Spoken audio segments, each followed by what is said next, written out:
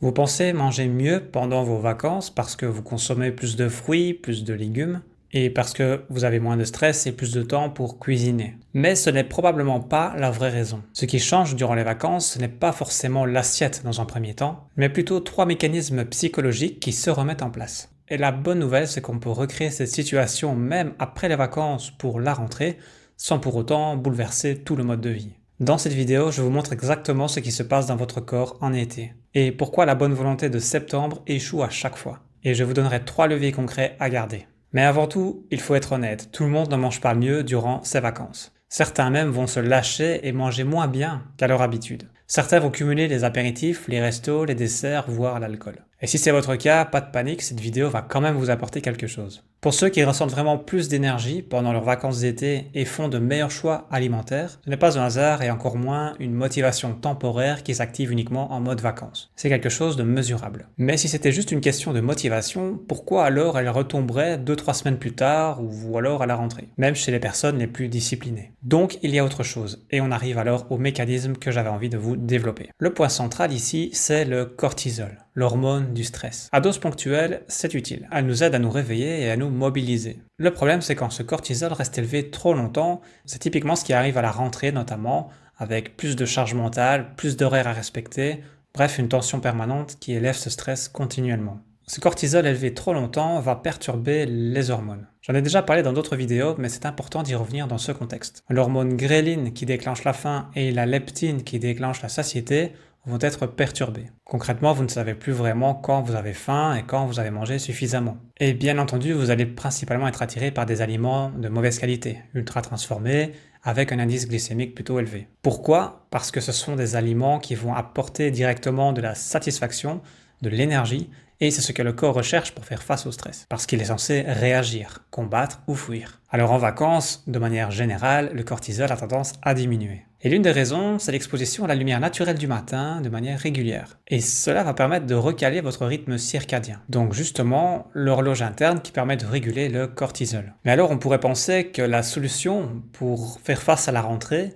serait simplement d'appliquer une discipline. Donc c'est exactement le piège dans lequel tombent la plupart des personnes qui veulent se reprendre en main pour les bonnes résolutions de la rentrée. On essaye de modifier ses choix alimentaires sans prendre en compte la partie cortisol, la partie hormonale, et donc la partie rythme circadien. Résultat, on va peut-être tenir 3 semaines, mais après on va craquer, on va lâcher prise, et on va retomber dans ses anciens schémas. Et lorsqu'on entreprend ces démarches de manière solitaire, individuelle, tout seul dans son coin, malheureusement, c'est ce qui risque d'arriver souvent.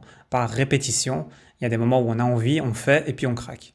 Et malheureusement, sur le long terme, ça ne tient pas. Maintenant, voici 3 mécanismes que l'on peut reproduire en dehors des vacances. Vous l'aurez compris, la première chose, c'est l'exposition à la lumière naturelle dès le réveil. En tous les cas, dans les 30 à 60 minutes qui suivent le réveil. Ça va vraiment aider à faire monter le cortisol naturel du matin afin qu'il puisse redescendre gentiment par la suite. Concrètement, vous vous réveillez et vous vous exposez directement à la lumière du jour pendant 10 minutes, sans lunettes évidemment. Et en cas de période hivernale, quand il fait vraiment sombre, on peut alors s'aider de luminettes pour imiter cette lumière naturelle. Le deuxième levier, c'est le sommeil. Et ce n'est pas seulement la durée qui compte, c'est la régularité des horaires. En vacances, notamment en été, on a tendance à se coucher plus tard, car le soleil se couche plus tard aussi. Mais on a quand même des horaires qui se stabilisent, qui nous permettent de nous réveiller de manière naturelle, sans réveil brutal à 6 heures du matin. Ce qui perturbe votre sommeil, c'est clairement lorsque le week-end, vous êtes en décalage par rapport à votre semaine. On appelle ça le décalage horaire social. Donc l'objectif n'est pas de dormir plus, mais de respecter des horaires fixes, que ce soit la semaine ou le week-end.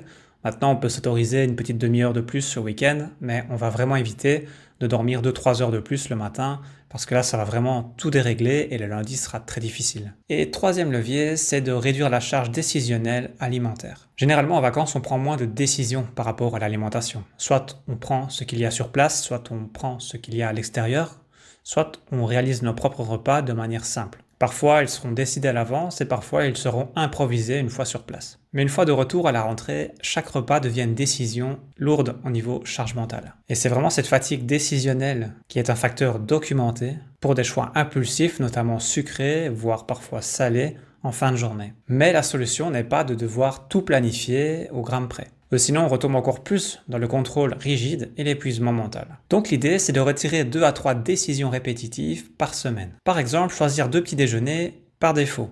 Ils seront toujours fixes, et comme ça, ces jours-là, on sait ce qu'on mange et on ne se pose pas de questions. Ou préparer une base de légumes déjà cuits, voire des céréales ou des légumineuses. Cela évitera déjà une grande part d'improvisation en soirée. Au final, vous n'avez pas besoin de remettre tout votre mode de vie en question pour la rentrée. Vous avez besoin de recréer 3 conditions précises: la lumière du matin, la régularité du sommeil et la réduction du nombre de décisions au niveau alimentaire. C'est déjà une bonne base pour commencer sans se prendre la tête. Alors au retour de vos vacances, je vous invite à tester pendant une semaine un seul de ces critères. Et testez-le pendant 7 jours pour voir déjà comment cela se répercute dans votre quotidien. Une fois que c'est acquis, passez au deuxième mécanisme, pendant 7 jours également, et puis passez au troisième. À partir de là, vous aurez déjà une bonne base pour reprendre le contrôle sereinement sur vos habitudes. Et pour aller plus loin, évidemment, l'idéal c'est de se faire accompagner pour éviter les erreurs, éviter les pertes de temps et d'énergie. Pour ça, rendez-vous en description pour réserver un appel. Merci pour l'écoute et à la prochaine.